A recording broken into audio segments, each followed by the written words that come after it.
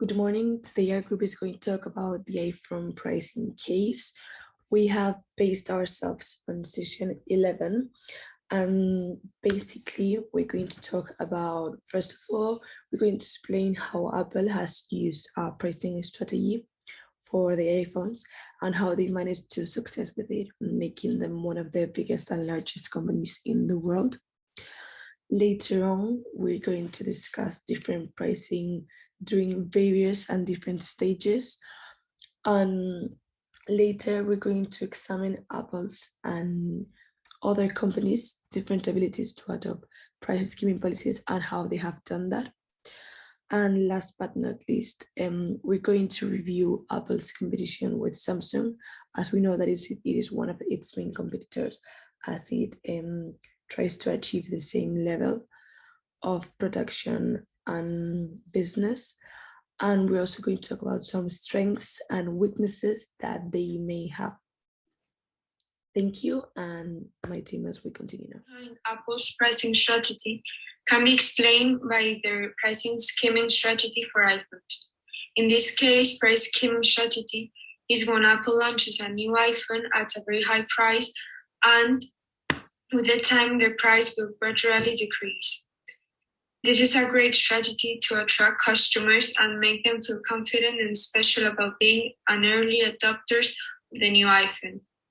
This strategy is mostly used on electronic devices because the life cycle is much lower than other products. This strategy also helps Apple to separate himself from competitors by being the leaders.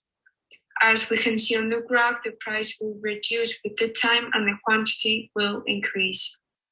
So in my opinion, Apple has been a very successful company for many different reasons.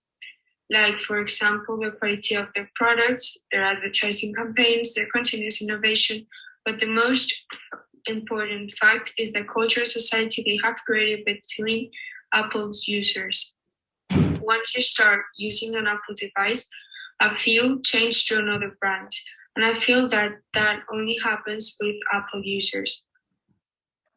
So the product life cycle is a series of phases in which goods flow through. It details the usual path a commodity has been moving through its lifespan from the time it was launched to the consumer until the time it transitions out. A new product undergoes a series of phases which are primarily four: introduction, growth, maturity, and decline. However, not every product undergoes all these stages, although it's concluded that the product has a conventional cycle of advancement from its inception to completion. Each stage of the process is unique, and various techniques can be adopted by advertisers to optimize the appeal and financial performance of the commodity at every phase. A successful marketer seeks to augment the phase of evolution to increase sales and earnings and broaden the maturity stage to finance the production and launch of new goods. Therefore, while devices like iPhone experience various stages of the life cycle, they set varying prices for their products to gain audience and expand their target customer reach. When introducing the new iPhone, due to Apple's company values, they always want a high-end product. Therefore, initial pricing is high. Since Apple wants to maintain this level of prestige, it keeps the prices high throughout most of the life cycle.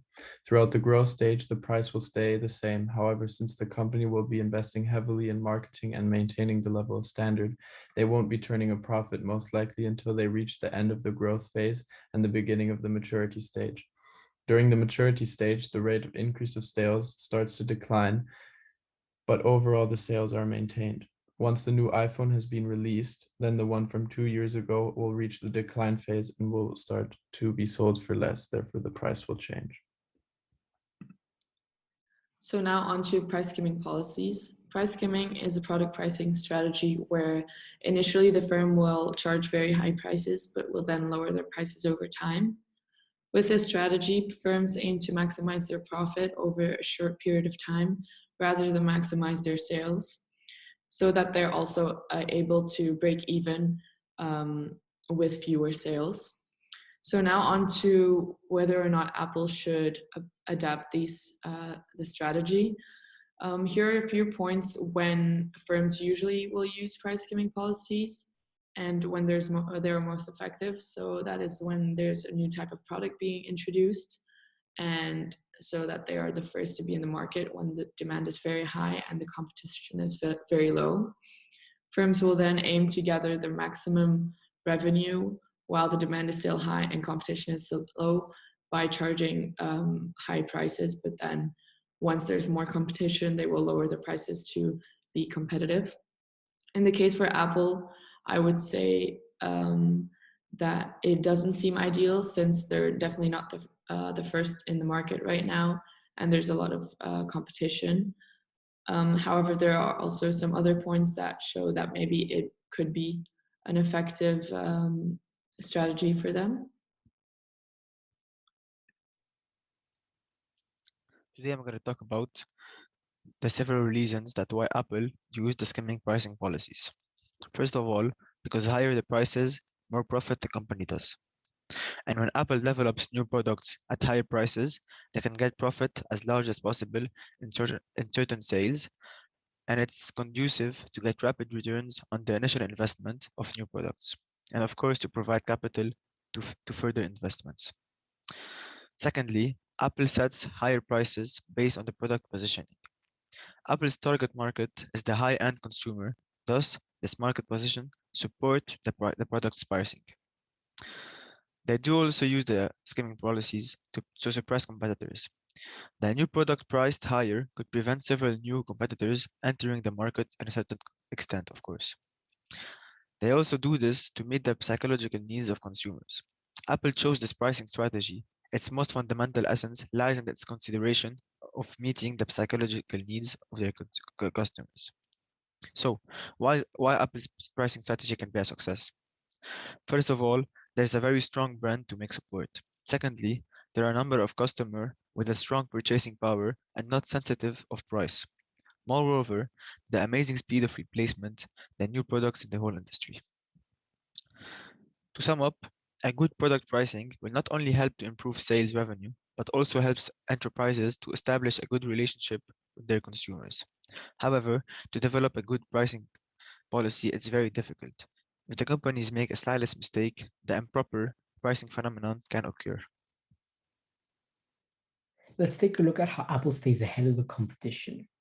Taking a look at its balance sheet, Apple has $70 billion worth of cash, and it uses this hard cash to stay ahead of its rivals. So when new technology comes out, such as new chips, new LCD screens, new touch screens, this can be very expensive to produce. The upfront capital expenditure becomes so huge that it's not profitable to build factories just to produce this. So Apple uses this cash to pay for construction costs to produce these factories. In return, it has exclusive rights to output production, meaning it has access to all of the new technology before all of its competitors. Instead of defining innovation as being doing something first or doing something different, Apple looks at innovation in a different manner, as something that improves its customer lives. Let's take a look at the iPhone's key strengths and weaknesses. One of its strengths, it's its strong brand name. Also, it has clever marketing. It takes advantage of people's frustrations with hardware. It has amazing software and operating system, which can be used by all types of people. And its design is consistent. It's minimalistic and has a clean design. However, the iPhone does have some weaknesses.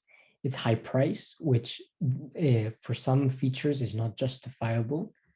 It has restrictions on the phone, such as no expandable memory, or there's no removable batteries. And there's no variety. Although some users may love the minimalistic design, some users are fed up and want something new and refreshing. Also, there have recently been allegations of tracking, meaning that the iPhone has revealed its precise location of its users. To conclude, we want to ask you some questions. This one's going to be that what is Apple's pricing strategy, and explain and support your answer with an example. Why do you think Apple has been so successful? Which are Apple's main competitors and how do they differentiate from each other? And why is having so much cash crucial for Apple? Thank you, and this is all.